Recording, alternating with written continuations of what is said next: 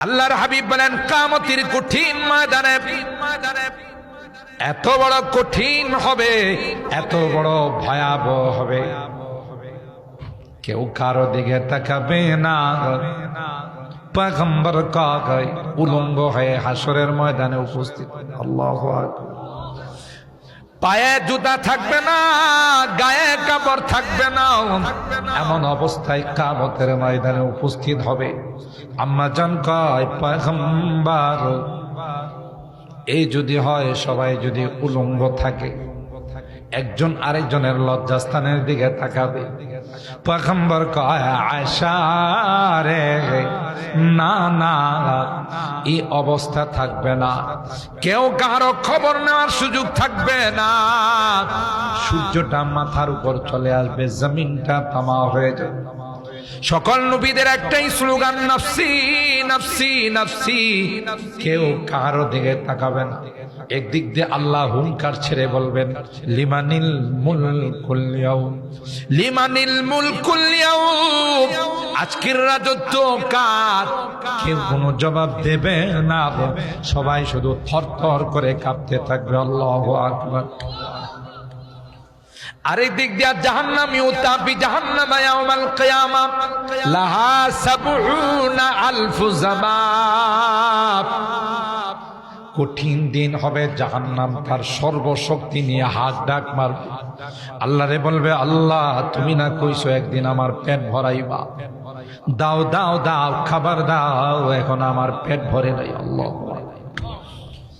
ইয়াউমা নাকুলু লিজাহান্নামা হালিম তালাতি, আল্লাহ জাহান্নাম কি বলবে, সব তো দিয়ে দিলাম, সব দিয়া দিলাম, ৭৩ কাতারের ৭২টাই দিয়ে দিলাম, মাত্র একটা কাতার আছে।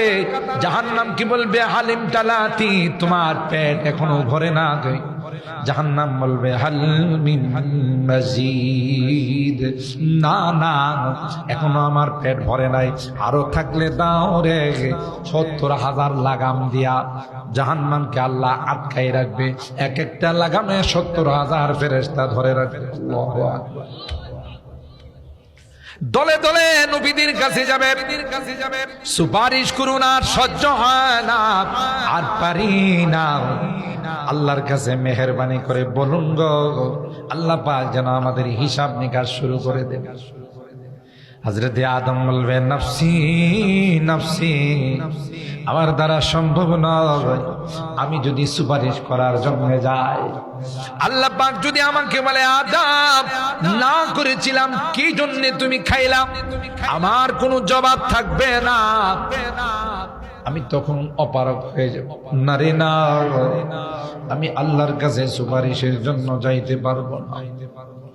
নূহের কাছে যাও, নূহ নবী একই জবাব দিবেন, সকল পয়গম্বররা একই জবাব দিবেন, লাস্তু হুনাকা, আমার দ্বারা সম্ভব নয়। তোমরা যাও যাও, ওই পয়গম্বরের কাছে যাও যার হাতে আল্লাহ আজকের দিনের পতাকা দিয়েছে। সুবহানাল্লাহ। এ মুসলমান, এমন কঠিন দিনে গুনার কারণে যদি জাহান্নামের আদালতে, আল্লাহর আদালতের আসামি হয়ে যায়, পয়গম্বর কাগজ, 2 জন ব্যারিস্টার, 2 জন লয়ার, 2 জন উকিল আমার আপনার পক্ষে ওকালতি। সুবহানাল্লাহ। কালকে কয়জন? আসিয়াম ওয়াল কুরআন ইয়াশফাআন লিল্লাহ। রোজা বলবে, আল্লাহ আমার মক্কের কষ্ট করে রোজা রাখছিল, পরে ধোঁকায় পড়ে গুনাহ করছে, কিন্তু রমজান মাস আসার পর কষ্ট করে রোজা রাখছে, কাঠফাটা রুদ্র ছিল, কলিজা ফাইটা গেছে, তারপরেও 1 গ্লাস পানি মুখের কাছে নেয় নাই। তাই আজকের কঠিন দিনে কেউ না হয়, আমি তার পক্ষে ওকালতি করার জন্য দাঁড়িয়ে গেলাম। যতক্ষণ পর্যন্ত তোমার জান্নাতের ফয়সালা না হবে, ততক্ষণ পর্যন্ত তোমার আদালত ছেড়ে যাব না।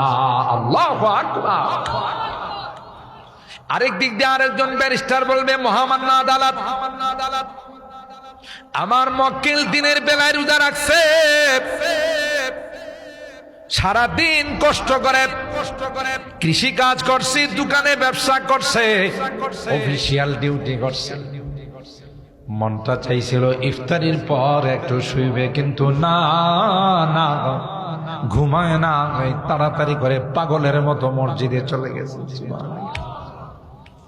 আমার মহব্বত আর ভালোবাসা নিয়া মসজিদে গিয়ে 2 ঘন্টা লাগায়া, 1.5 ঘন্টা লাগায়া বড় মহব্বতের সাথে আমাকে শুনছে।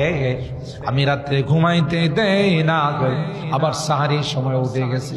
আজকে গুনার কারণে তোমার আদালতের আসামি হয়ে গেছে, আমি তার পক্ষে ওকালতি করার জন্য দাঁড়াইলাম। যতক্ষণ পর্যন্ত আমার মক্কেলকে জান্নাতের ফয়সালা না করা হবে, ততক্ষণ পর্যন্ত তোমার আদালত ছেড়ে যাব না। কোন তো এমন আপন জনকে কি ছাড়া? বড় হুজুর রহমাতুল্লাহ আলাইহি বলতেন, কারে ছাইরা কারে দর্শন। এমন রোজা কি কোনদিন ছাড়া যা? আল্লাহ কোরআনে বলেন, লাআল্লাকুম তাত্তাকুন, সিয়াম সাধনার মাধ্যমে যেই জিনিসটা আমি তোমাদেরকে পুরস্কার দেব, সেটা আর কিছুই না, সেটা হলো আমি তোমাদেরকে মুত্তাকি বানাই দেব। আর জোরে কর। আল্লাহ কয়, আখিরাতের যত সুখ শান্তি আর নাজ নিয়ামত যা কিছু আছে রে, এগুলো অন্য কেউ পাবে না, এগুলো মুত্তাকিনদের জন্য আমি আল্লাহ রাখছি। ওয়া ইন কুল্লু যালিকা লাম্মা মাতাউল হায়াতুদ দুনিয়া, ওয়া ইন কুল্লু যালিকা লাম্মা মাতাউল হায়াতিদ দুনিয়া ওয়াল আখিরাতু ইনদা রাব্বিকা লিল মুত্তাকিন।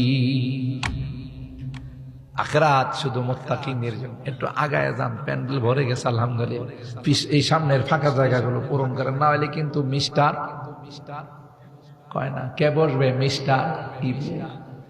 এই যে আপনারা এই কথা শুনতেছেন, শয়তান রেশ আল্লাহ জেলখানায় বন্দি করবে, হে কিন্তু শুনে গো, দেখছো এই মৌলবি কি কইছে, আমার যদি জেলখানায় বন্দি করে তাহলে আমার রাষ্ট্রটা চলবো। আর এটা যদি যুবকরা জানে, এরা তো ঝাপায়া অনেক কাজ করবো। এই যে শয়তান নাই, কথা কয় না, এই জন্য বসতে দিবে না। অথবা যারা আছে রাস্তাঘাটে বলতেছে, আরে কত হাজারও রয়ে গেছে, সুফিজি হুজুর আসবে, আব্দুল মতিন সাহেব, এই মৌলবীর কথা শোনা লাগবো। এই মৌলবি তো আমার বিরুদ্ধে কথা কইতেছে, কথা বলেন ঠিক কিনা?